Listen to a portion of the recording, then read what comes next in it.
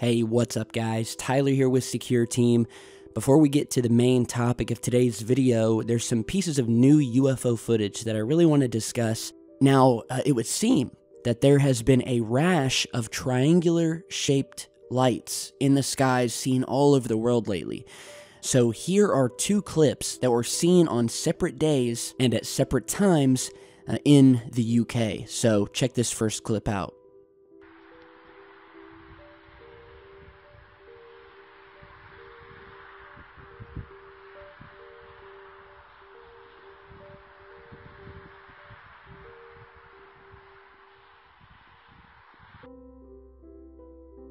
Alright, so this first clip where we get this view of these mysterious blinking lights that are moving across the sky in a triangular formation was captured over Bristol, England, and was sent over to the Bristol Post, who broke the story, and the source of the footage was quoted as saying that the lights were very close, they stayed in formation, and they made no sound. So then, apparently just a day later, more reports started coming in, this time from people watching the skies over Hannum, who again witnessed the same set of strange lights moving across the skies, which you're seeing in this clip here.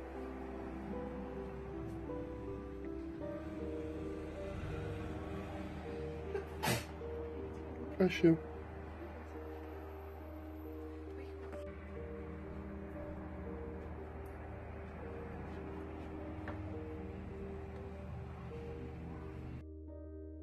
So here we have two separate pieces of footage captured over Bristol with multiple eyewitnesses, and then just a few weeks later, which brings me to our last piece of footage today, another formation of lights that didn't blink but that just sat still in the sky were captured over Canada. So check this out.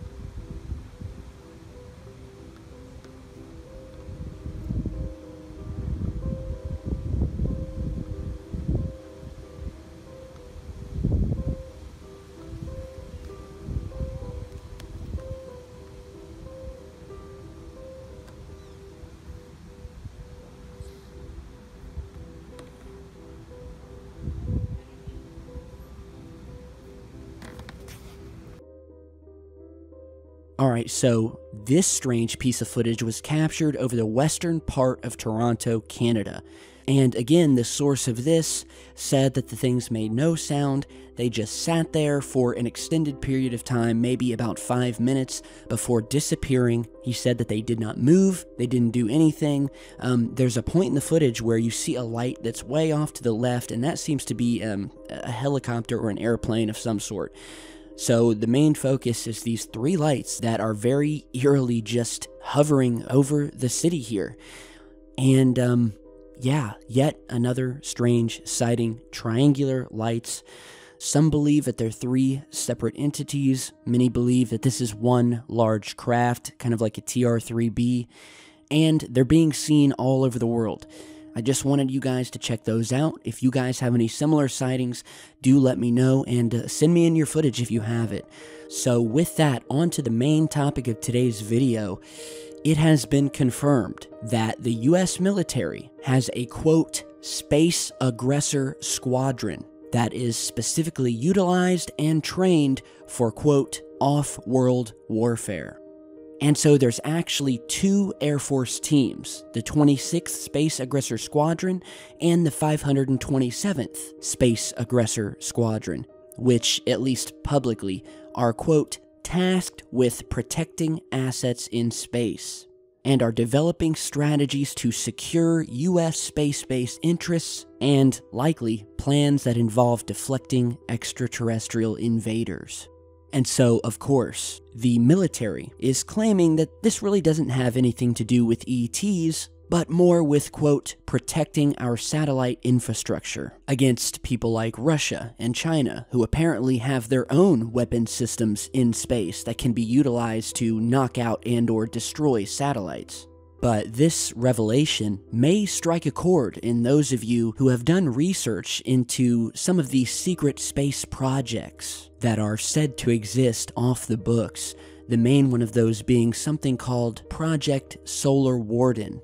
And for those of you who don't know, according to the Solar Warden theory, or those that have blown the whistle on this secretive project, there is a secret fleet of spaceships that keep a permanent presence in our solar system.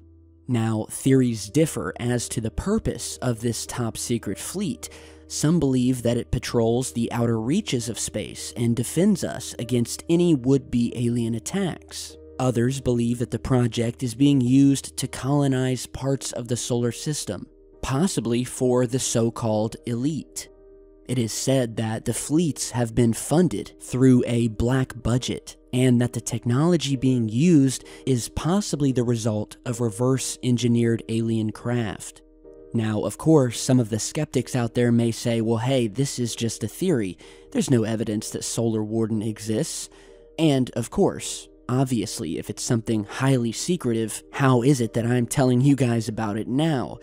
Well, we have had some information about Solar Warden that has come into the hands of the research community indirectly over the years, through such things as, for instance, the 2002 penetration and hacking of over 97 United States military and NASA computers over a 13-month period by the Scottish hacker Gary McKinnon, who revealed that while digging through these computer systems, he came across a treasure trove of photographs that depicted massive cigar-shaped craft sitting in space above Earth. He also found a list of, quote, off-world officers that the military here on Earth had been in contact with. We also have the testimony by an alleged abductee and secret space whistleblower by the name of Corey Good, who claims to have been abducted by the military at the age of 6 and recruited into this secret space program. Lastly, we also have information that was gathered through a Freedom of Information Act back in 2011, after a journalist by the name of Darren Perks was trying to look into Solar Warden, and actually got a very strange response back from the Department of Defense. The substance of said email you can read here, which says, quote, "About an hour ago, I spoke to a NASA rep who confirmed this was their program and that it was terminated by the president. He also informed me that it was not a joint program with the DoD. The NASA rep informed me that you should be directed to the Johnson Space Center FOIA manager. I have ran your request through one of our space-related directorates, and I am waiting on one other division with the command to respond back to me. I will contact you once I have a response from the other division. Did NASA refer you to us?" And so what was learned that day was that Solar Warden, which was said to begin in 1980, was an actual program, but that it was, quote, terminated by the president. And so with this new revelation that the Air Force has 2 off-world fighter squadrons that are protecting, quote, assets in space, one can only wonder if their top priority truly is a couple of GPS satellites, or if there is a much bigger reason that we are not being told about. And I guess only time will tell. So, very interesting news. Let me know what you guys think, and thank you for stopping by. I've got a lot of videos on the way, so I want you to be sure to subscribe and turn on notifications, and stay tuned, because the search for disclosure never stops, and I will see you guys all back in just a bit.